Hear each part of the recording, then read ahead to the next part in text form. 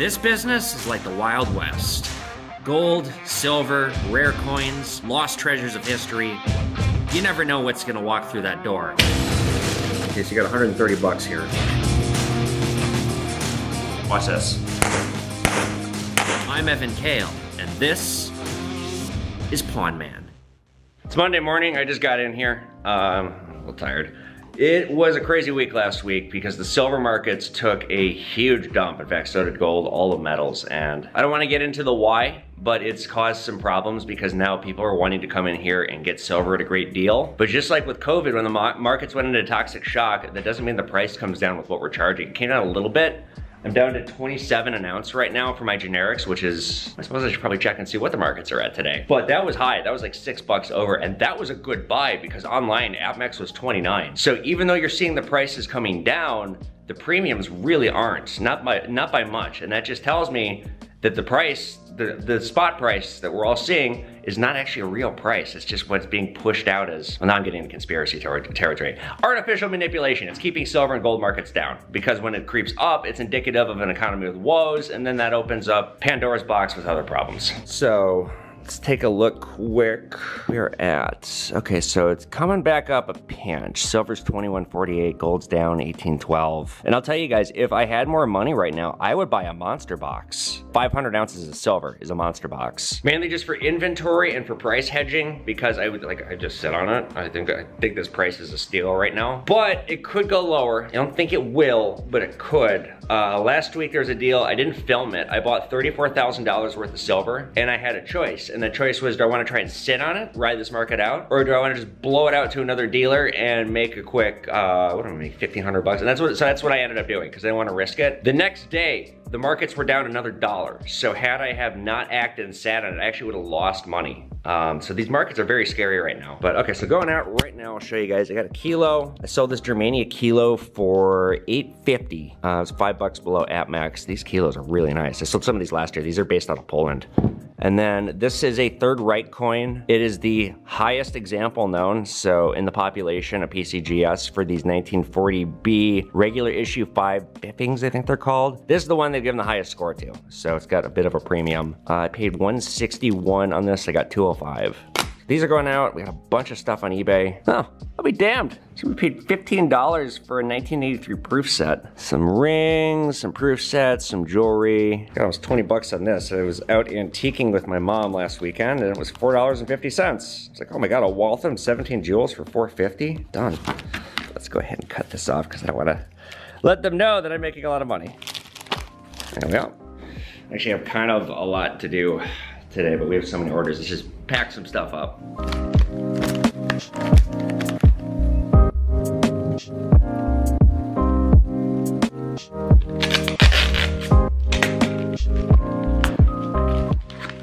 Boy, working here's a hoot.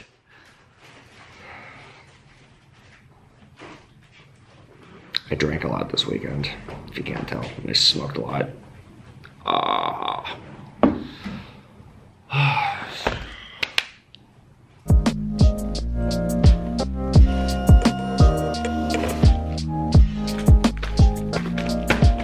You guys might remember these vintage pins from, oh, maybe about a month ago. I think I spent 180 bucks on the pins. I bought, it was a bunch of like old beer pins, some old car ones, and like some more expensive ones. I had to get the guy down in price. I sold all the beer pins that weekend, so that paid for itself. And then a month later, I just sold this Gangbusters one and this Lone Ranger one, and I got, after eBay fees and everything, $88 for the pair. So this is part of my profit now because I got all my money back on the last bit, and there's still a few more high-end ones. So when all's said and done, I'll probably make about 200 bucks off of that deal.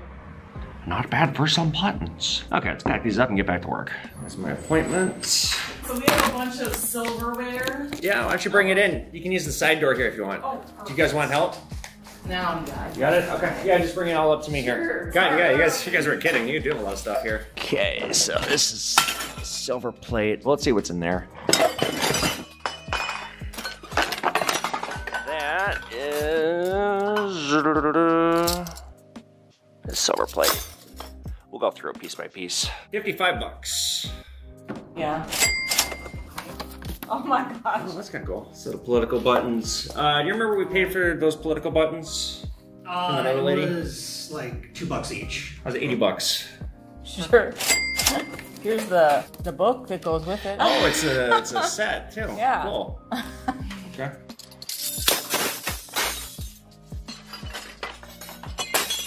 Is that everything? Yeah. Okay. I came up with 285. Sounds good. Cool. Awesome. So this thing here, this might be kind of expensive. There's some really good old buttons from the 1800s in like fucking like really good shape. So maybe this might be like a $200 item. I gotta look into this more. These comics, we shall see. I don't know, we might break even on these. Let's see, this is a silver one here. This is silver, this is silver, this is silver. So I'll make about 10 bucks on that set. Add this to the catalog. Some tokens. I don't think there's any value really here. Some boomer shit. Some gold-plated quarters. I might get some boomer to pay 40 bucks on this. I bet we will. Yeah, I think so. Boomers like this shit. Potentially the best item are, I gotta go through these. I don't know what the fuck these are. These are ancient Roman coins. No, like ancient coins like this, usually, they're not nearly as expensive as people think. They can go for just a couple bucks. It's all based on condition. The condition of these does look pretty good. There's some research to be done here, but I didn't pay a whole lot for this, so we'll see. I think I probably did okay. Oh, and then we got these too. Yeah, these are fun. They're reproductions, but looking them up, I mean, maybe these are 10 bucks each. I gotta look these up on eBay. All in all, that was probably a deal. We'll double up our money. That's what's up. It's like 6 o'clock. I sent my guy home a little bit ago. I'm going through this stuff. I made one mistake. And it's fine because the rest of this stuff I'm gonna do okay on. But these are reproductions. I didn't look closely enough at it because I'm looking at this. There's like a William McKinley button that's in amazing shape. But yep, I looked closely at the paperwork. This is why it behooves you to take your time. It says replicas down here. So I'll throw it up on eBay for 100 bucks and I'll take whatever I can get. I'm gonna lose money on this, but the rest of the deal was okay. Live and learn. I just got some new coins from North Korea, and I got some really interesting stuff. None of them are made from silver. They're all aluminum or brass or copper. But let's take a look at what I have. And I have, 3 of them have a very interesting story that I had no idea about. This is an ongoing theme when I buy North Korean coins, is the people I buy them from don't label them. So I have to go through and like figure out what they are and like piece together like, cause I'll buy a lot at a time. So then I have to go back and like check the messages. It's really annoying. This one is the Workers' Party Monument Creation. I guess they created some kind of a monument for the Workers' Party. You'll notice I use all my price tags in red because communism. This is the War to Resist U.S. Aggression. This is a 2-coin set from 97 and 98. I'm gonna not turn these over because it's extra work and like they're all, it's kind of the same backside or the same reverse for almost all these coins. Very uninteresting, just the seal of Korea, of North Korea. I think that's what that is anyway. So, War to Resist U.S. Aggression, hooray, hooray. This is the Peace Between Two Koreas. This one's the Victory of Korean Fatherland Liberation War. Like this guy with the flag. A lot of these people on these coins are just like, I think this one might be my favorite. This is the China DPRK Blood Alliance commemorative. Moving on, so these ones are like from like actually like Korea. The difference is I did not obtain these directly from the government. I obtained them from a third-party merchant based in Europe who, I don't think he obtained them from the government either. So I did some digging because at this point, like I need to make sure that all is well. And yeah, there's nothing wrong with what I'm doing. If I have purchased these directly from the Korean government or did it in an effort to help the North Korean government at all, then I'm doing something wrong. But by buying them from third-party merchants, you know, somebody walks into my shop, I've had this happen. People have sold me DPRK currency. I don't know where they got it from, but I've had people sell me some and like, that's fine, but you can't get it directly from the North Koreans. That's not okay. There's similar gray areas right now with Cuban goods. I've sold some Cuban currency and like, that's kind of up in the air. I see why they do it. I just think it's really dumb. Yeah, they're evil, but it's just stuff. This one's the most expensive. This is the Anti-Imperialism Union, the 70th anniversary. I had a similar one of these a while ago from PCGS. I think they've done a couple different versions of this coin. So this one, I think I paid like 160 for this one, something like that. Well, I have a price code, but I'm not gonna tell you exactly what I paid. So these ones are all PCGS, and none of these are precious metal. Like I said, brass, copper, aluminum, these are all brass. Proof 69, deep cameo, nothing terribly exciting here, just leadership, the 100th anniversary. I had a silver one of these. these I sold. I got 400 on it. Now, this is the interesting one we'll talk about in a minute. Apparently, WWE in Pyongyang had a little bit of a joint festival, and these are the coins commemorating it. But before we get to that, just kind of continuing to go through, this one he gave me as a gift. This one's not expensive. These two, again, not terribly interesting. It's just the leadership. These are aluminum. These ones are all made, I think, from copper. But what I like here is this one and this one are proof 70 red, as we know with red, because they do this with pennies too. Red is as good as it gets when you have a copper coin. So this is PCGS designating, oh shit, I got 3 of them. I didn't even realize that. This is PCGS designating that not only is it a 70 out of 70 coin, but it's also red. And then I also have this dual slab one here, and dual slab coins, I've only seen these a few times in my career. It's very hard to come across coins in 2 coins in 1 slab like this. And actually, I may have this one sold already. I've got somebody asking about it right now. He also sent me a couple different currency notes here. Now the thing is I think this is their grade. This is the dealer who I'm getting it from. Actually, I put a little sticker up on the wall behind me of his. So what I don't like is they're giving it a score and they're not PCGS or like, these are not a recognized authority and they're selling it with a score. Now they didn't sell it to me with a score, but I won't sell it with a score either because I would consider that to be fraudulent business practice. I don't have the authority to put a score on a piece of currency or coin and say it is as such. Case in point, again, this is their grading service here. I mean, it is for all intents and purposes, as I describe, a sham grading service. So if I sell this, if I keep it, you know, it was a gift, so I don't know what I'm gonna do with it. But I'm not gonna sell it as MS66. I couldn't. That'd be not okay. You guys might remember a little while ago, somebody got pissy with me. I sold them a Morgan. I said it was MS-like condition. Uncirculated was my opinion of it. You can sell a coin as having a descriptor. Uncirculated is a description. About uncirculated, that's a description. That's not a specific score. So, you know, I had an argument back with the person. Not an argument, but I just said, coin grading is subjective. It was of my opinion. Apparently the authorities disagreed with me because he sent it in and it came back AU58, so like right on the cusp of being uncirculated, but not. And he got, you know, he said fine. I won the argument. Not an argument, but I made my point and he just was like, oh yeah, okay. So like I said, you can't sell coins with a score if you don't work for PCGS or NGC or ANACS. If you're not like a recognized authority, you are playing with fire because there are people that do that and you can straight up get prosecuted for fraud. If you rip somebody off, you overcharge them, you say, oh, they're all MS69s and you charge $10,000 a Morgan when they're crap. Yeah, people get locked up for that. Just ask my dad. Though, actually, no, come to think of it, he never gave coins a score. He just called them deep near proof flags, and nobody knew what that was. Yeah. Yeah. And then really quick, before I forget, I have some medals from the state too. These are Military Supplies Service Honor Awards. You get one for 10 years, 20 years, and 39 years. I actually don't know which one is which. This was a service established in the 1990s. This is kind of grim. These are Orders of Coal Mining Industry and Service Awards. This was established September 3rd, 1973. These are given to workers who increased the supply of coal and iron ore. So basically, oh, you broke your back for the North Korean state mining. Here's a shitty piece of metal. Good job. And then last but not least, this is the Order of the Capital City Construction Commemoration. So this is for workers who rebuilt Pyongyang after the Korean War and made it what it was. Well, they gave this award out 6/24 of 1992. So, you know, decades after the war. I would think that this is the handwriting of the person who smuggled it out, or somewhere in the smuggling process of it leaving Korea into private hands. Which the North Korea and CIA would love to get their hands on this. Oh, let's see who did it. Let's see whose entire family we have to lock up now. A couple minutes later, I sold all 3 notes, and this one too. Moving along. Well, this is pretty wild. Actually, I didn't know any of this. And when I got these coins, I was just going through them, and my researcher pointed out, hey, did you know about this? So he just told me all about it. Let's talk a little bit about the Pyongyang International Sports and Cultural Festival for Peace. I'm sorry, but that is a mouthful, and I bet I'm gonna fumble on that 5 more times. I'm just reading it right off. This event was also known as the Collision in Korea. It was the brainchild of a Japanese politician who was facing a re-election bid and was kind of trying to get desperate. He wanted to promote unity with Korea as one of his political points. He also was a former wrestler. This was right when Kim Jong-il had taken power. Many speculate this was just an attempt to put North Korea on the world stage, show his might, but this was a time when they were starting to allow some tourists in. This was kind of a newer thing.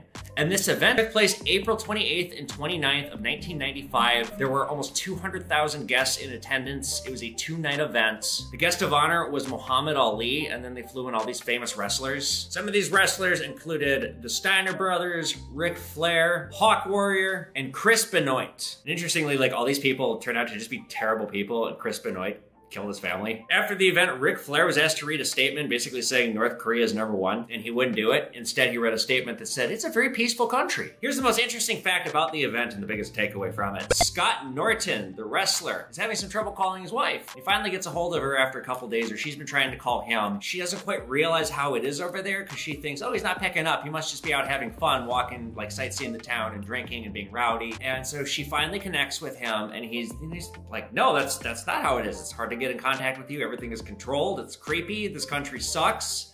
And he starts saying some negative things about North Korea. He calls it a shithole. And as soon as he calls it a shithole, the line goes dead. And there's a guy who speaks perfect English at his door with some armed guards, North Koreans. And they said, come with us. Pretty much drag him out of his hotel room, take him down to this like interrogation site. And he is screamed at and intimidated to never do that again. And he's like quaking in his boots, you know, this big guy. Yeah, he got a good taste of what it's like to make a joke about North Korea in North Korea. He's lucky they didn't do anything worse. And also, it just goes to show you, I bet you every single one of these wrestlers was being monitored the whole time from the moment they stepped off the plane. And that, dear viewer, is the collision in Korea. Well, we have the Americans, we have the Japanese, and Pyongyang, North Korea. It is wrestling diplomacy at its best. You look at rings, I'm guessing? I sure do look at rings, yeah. So there's 2 rings, and then there's a separate little stone there. Okay. I'm trying to find out if it's real. This is a red garnet. This is not expensive. It is a real gem? It's a real gem, yeah. It's just not an expensive one. Not an expensive. No, red garnets are... This is lab made. So Mark's holding there, so that white gold is good on this ring. I can tell. So the band is real gold. The band is real, yeah. It's just as a lab stone. The finish is kind of weird. Checking out this one. The diamond is kind of tiny. You mean the big one or the other ones? This one here in my hand. Oh. So diamonds are a giant scam. Diamonds are what? A giant scam. You probably knew that. Well, you mean of fake diamonds? No, like real diamonds. They're not valuable. They're valuable because De Beers said so 100 years ago, and the public bought into it, yeah. Oh, so you're saying real diamonds are not worth... Most diamonds that I come across, people have a retail sticker price of like $5,000 for the ring.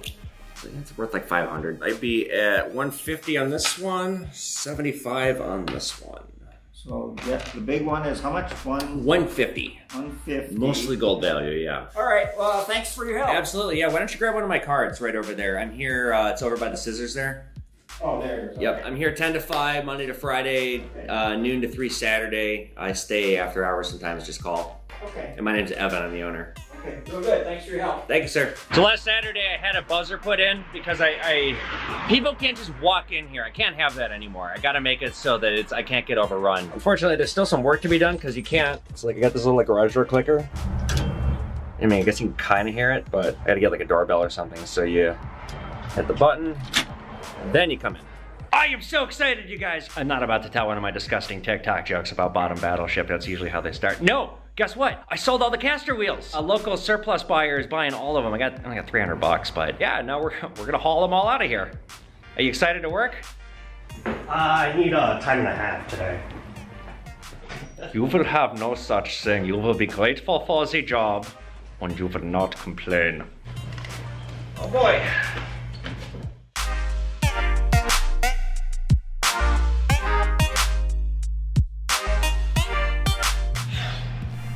Of course, I wisely ran 8 miles last night, completely forgetting we were doing this today. Oh my god, I'm sweating. I haven't done my monologue yet, I gotta clean myself up. Apparently this guy only has one warehouse worker, so one person has to unload all this. I do not envy them. Oh, god, I'm gonna dunk my head in the sink. Oh yeah! Oh. Purify me in the waters of Lake Pond, man. Oh, oh, it feels good. Oh, oh, dirty pipe water. Oh, oh. Look at that pond, man, still wet right now.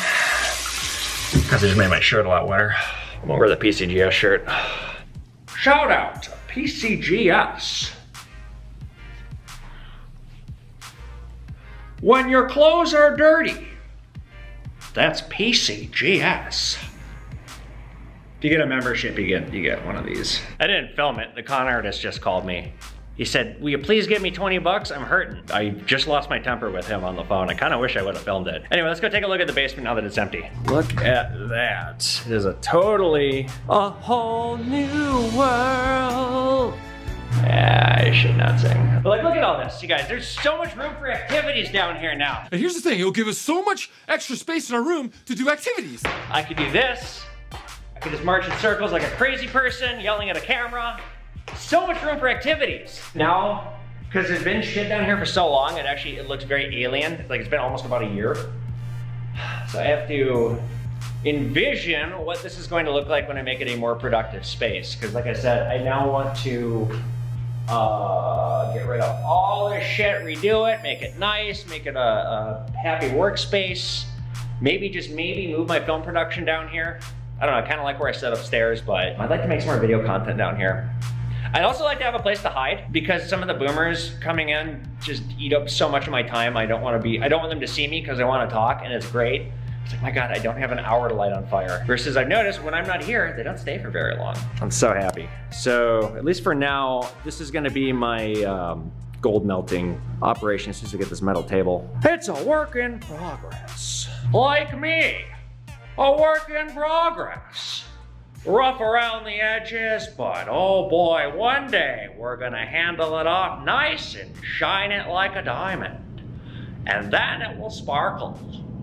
A couple weeks ago, well, let's just say all the other dealers in town are talking about me. Some of them are kind of worried about me, and it's like, I'm not competing with you guys. I have a national and international audience. That's who I'm doing business with, because I'm doing something that nobody else here in town is doing. But a couple of them have wised up, and instead of trying to big deck it and fight me, they're trying to work with me. And so a few of them have consigned me items, and it's going very well. So a local guy last week consigned me 500 Morgan silver dollars.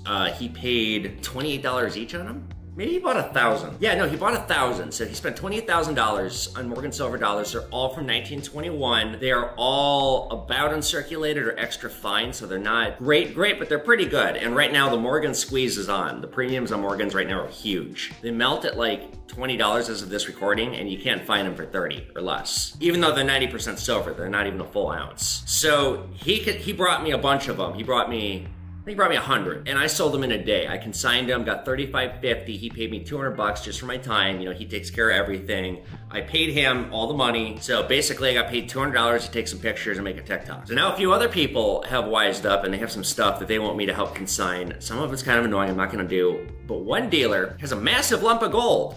In fact, he's got 2. So let's go take a look at it. We're gonna go pick it up right now. All right, off I go. It is a beautiful day, finally. Forever for spring to get here. So I got an unusual request. I have a customer coming in, they're spending a lot of money and they want to have a drink. They like are insisting that I have alcohol here for them, and I actually just killed the last of my scotch. So, oh shit, I washed my car too. So my car's filthy. I got it washed yesterday. Right after I got it washed, it started raining. This is like an ongoing thing that happens with me. So I should probably get that taken care of. I gotta get some booze, and we're gonna go pick up a giant lump of gold. I'm gonna skip the car wash part. It looks like the same thing that happened yesterday will happen today. If I get it washed, it'll just get undone by nightfall.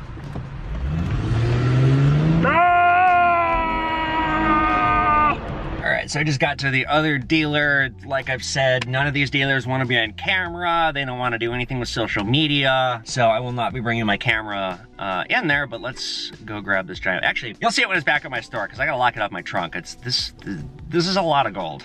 This is potentially the most gold I've ever seen at once. So here they are, you guys. These are the 2 gold nuggets. Let's just kind of go over them really quickly, why they're so expensive, because these are about $2,500 an ounce. I'm trying to get $21,750 on this one and $9,350 on this one. Now the reason being, you guys, these were mined in Australia, and it is so incredibly rare to have gold this large found like this. Like most of the gold you're gonna find, I mean, most of the mine stuff that I see is like, you know, where my thumb is here, tops. I've never seen a lump of gold this big. Now, if this came in here to me, I wouldn't buy it. I'd send it to a refinery, I'd get it x-ray gunned and drilled into, and then I probably still wouldn't buy it because I don't think I could afford something like this. This is so ungodly expensive. So this one weighs 8.9 ounces, I think, and then this one was like 3.5, somewhere around there. So about $2,500 an ounce. However, these are extremely rare. I mean, they borderline belong in a museum. They are not pure though. They are about 22 and a half, 23 karat. I don't know exactly how much because the guy who gave them to me didn't know, but they're above 22. Now what's going on here with these? Looks like there are some other like minerals like inside it. I honestly, you guys, I see gold nuggets like this so rarely. I'm fairly uneducated myself about all the specifics. Like, I don't even know if that's salt forming in there or what the fuck that is. But yeah, this is one of the most incredible things I've ever seen in my career. I mean, there's literally $30,000 sitting right here in front of me, just in these 2 hunks of gold, which, you know, if I was walking down the street, if I dropped this on the street, I bet people might walk past it and not pick it up. The average person is so uneducated about gold and like doesn't even know what they're looking at. I mean, even to me, a guy who works in the business, this doesn't look real to me. It is real, but just glancing at it, like I can't believe what I'm holding here. It's incredible. Now, as much as I would like to keep this,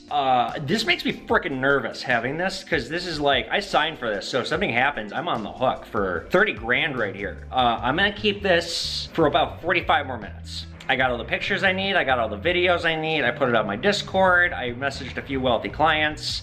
I've done all I can to try and sell this. So if it sells, great. I'm gonna just ask for, I don't know, maybe 500 bucks from the guy, because I'm gonna broker the sale through him. I'm gonna probably, whoever wants to buy this, refer them to him and he can buy it through them, because I think he has proper shipping for this. I couldn't even ship this. I don't even know how I would. I haven't done a single item this expensive in my career, so shipping this would be a bitch. Whole thing makes me nervous. I got it, I got the content. I'm so grateful that I was given this to be able to show this to you guys. I mean, what you guys are looking at, you guys have been watching my show, some of you, since it started 2 years ago. We've never seen anything like this in this show before. So I'm gonna go live with it for a little bit, I'm gonna hold it up for a little bit, and then I'm gonna send it back. Because straight up, I don't even wanna keep it overnight. じゃあ皆さん、今日のエピソードは Netsukeを説明しましょう. Translation. For this episode, you guys, we are talking all about Netsuke, Japanese Netsuke art. These cute little things. Now, you guys might remember in the last episode of Pawn Man, these were brought to me by I guess I'll call him an antique dealer. He goes around to antique sales. Yeah, like antique sales, garage sales, that kind of thing. He picks out stuff. He's involved in estate sales. So he brought me these, and I'd never seen these before. And I majored in Japanese studies, so this was something that was like, oh god, I guess I missed that. Netsuke pieces, you guys, are these tiny little statues that were made popular during the Tokugawa era in Japan. Now, the Tokugawa era lasted from 1603 to 1867. We already covered a little bit of the history of the Tokugawa on the Samurai Sword episode of Pawn Man. But I love Japanese culture. That's why I majored in Japanese studies. Then I was cracked out in Adderall, and I had this grandiose idea of what I was gonna do that never came to fruition. When I first saw this, it took my breath away. It's such a cool item, but again, I knew nothing about it, so I researched it, and now I'd love to tell you guys about it because I think it's just fascinating. So back in ancient Japan, as we talked about, it was an isolationist country. They did not allow Westerners in, they did not want Western influence, they wanted to keep the Europeans out, everybody out except the Japanese. They created a culture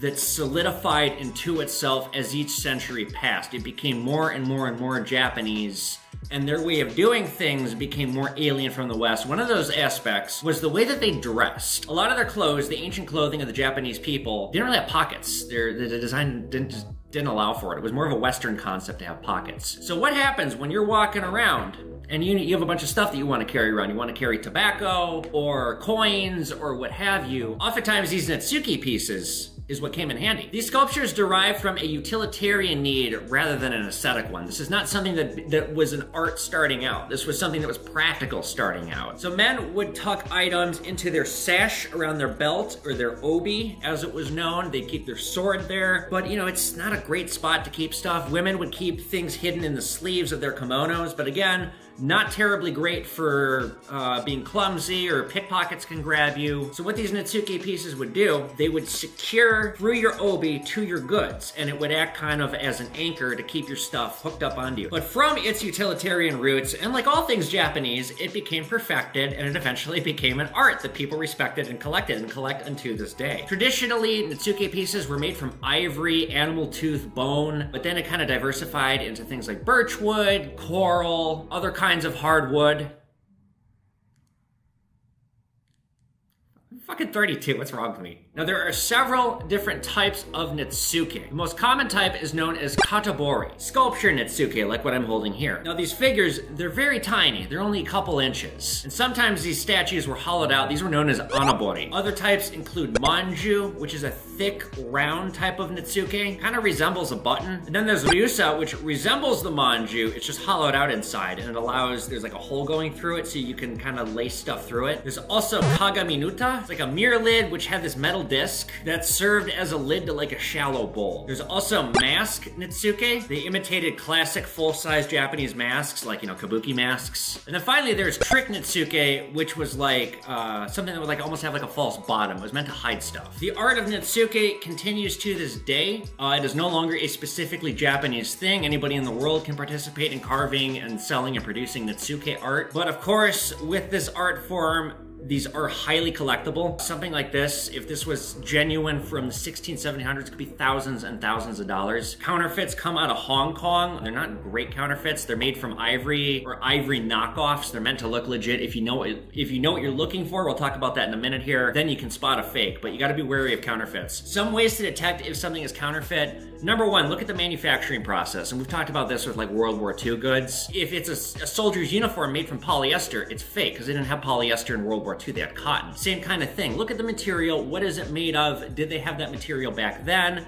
Is it fully carved? Is the bottom carved too? A good indication of a fake is they just gave up and got lazy on the bottom. All Japanese is known for doing it to death. Overly engineering, overly doing, just putting 110% effort. And you see that in these carved pieces. So a fake one on the bottom, they're not gonna be that intricate. On top of that, early Japanese Netsuke art was not signed. Artists didn't sign it. They started signing it in like the late 1800s. So if you see something that's very detailed and not signed, again, a really good indication. If you see English on something, that's an indication perhaps it is fake. Now these copies, they didn't just start. They've been being knocked off and copied since the 1900s. And this was done because collectors in Europe started becoming rabid about buying these. They saw the art, they saw the beauty, they started snatching them up. And wherever there's a marketplace, there's people looking to take advantage. Also, with the Meiji Restoration, the ushering in of the Meiji era, the Westerners coming into Japan, ending their isolation, forcing them to trade and do business and open up their country to the West, you see Western style clothes coming in.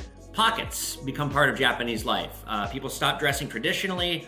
You see Japanese people wearing business suits, Western style. So the practicality of the Netsuke died along with that. Now again, as the practicality died, the collector market exploded. In 2016, a piece of Netsuke art sold for $300,000 at auction. So let's kind of quickly talk about the ones that I have in front of me, because these were brought to me, if you guys watched the last episode of Pawn Man, by a local customer who thinks they're real, and I got some bad news for him. So here we have some Netsuke pieces. These ones are fakes, and these are like bad fakes. Now, how can we tell that they are fake? Number one, turning it over, we see there's no bottom side here. There's nothing done to the bottom at all carving it. It's just like they gave up. So telltale sign right there. Number one, the material feels cheap. This is like resin. I brought this to an antique dealer, a different one, who told me that. You could just melt this thing with a blowtorch. Well, you melt this thing pretty easily, probably with a hairdryer. So same with this. I mean, you feel the difference in quality between this and this. So these ones are like all like very obvious fakes. Here we see a turtle, like Lucky Buddha. I mean, the themes themselves too, these are like more like Chinese themes. So that should be another indication that it is fake. But here are the pieces that he thought was real, and the antiques expert that I showed them to said they're not real. Number one, what stuck out right away to me as being unusual, there's some English here. There's some weird writing here. I don't quite understand what's going on. And if you look really closely, you can see, God, I might even have to take a loop to do this. See these like weird bubbles down here? These like weird like air bubbles? If this was real ivory, you would not get that. That is a dead giveaway that this is not genuine. At least this is, again, I'm just quoting an antiques dealer, but this guy knows what he's talking about. So those little bubbles right there are a great indicator. On top of that, just looking at it, like my first glance, looking at this one, I didn't think this one was real. It looks kind of modern. This is the one now that this guy who gave these to me, he thought for sure this one was real. For sure, for sure, for sure. I got a different opinion. The guy that I showed it to, the antiques expert, he did not think this one was real because it's lacquered. That is kind of a more modern technique that is done. if this is from the 1800s, it wouldn't be lacquered and like all shiny like that. The material's right, but most likely this was produced in the early 1900s. Now, that's not to say that this is worth less. It's just that this is not a piece from ancient Japan. None of these are. So in conclusion, if you guys see these for sale, do your research, make sure that what you're buying is genuine. Oftentimes people who are selling these don't even know that they're legit or fake. I certainly had no idea. I had to get help. Take it with a grain of salt. Just because you see it online and they say, oh, it's genuine, that does not make it so. You can easily get burned on something like this.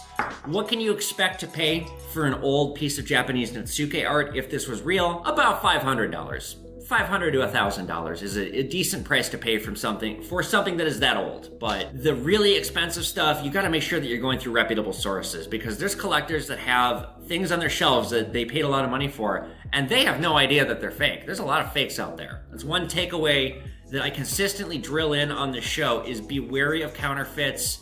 Think of a market, think of a good, there's counterfeits out there. There's counterfeits out there for everything. And that, you guys, is Japanese Netsuke art. Alright guys, just like that, it is the end of the day and the end of the episode. If you guys like this video, be sure you give it a thumbs up, put your questions in the comment section below, become a Pawn Man Patreon. You guys, all the money I get is going toward improving the show. I could really use some more help. Share these videos, subscribe to me here on YouTube, follow me on social media, @EvanKale, @PawnMan, get my books on Amazon, and I'll see you guys back here for another episode of Pawn Man. Later guys.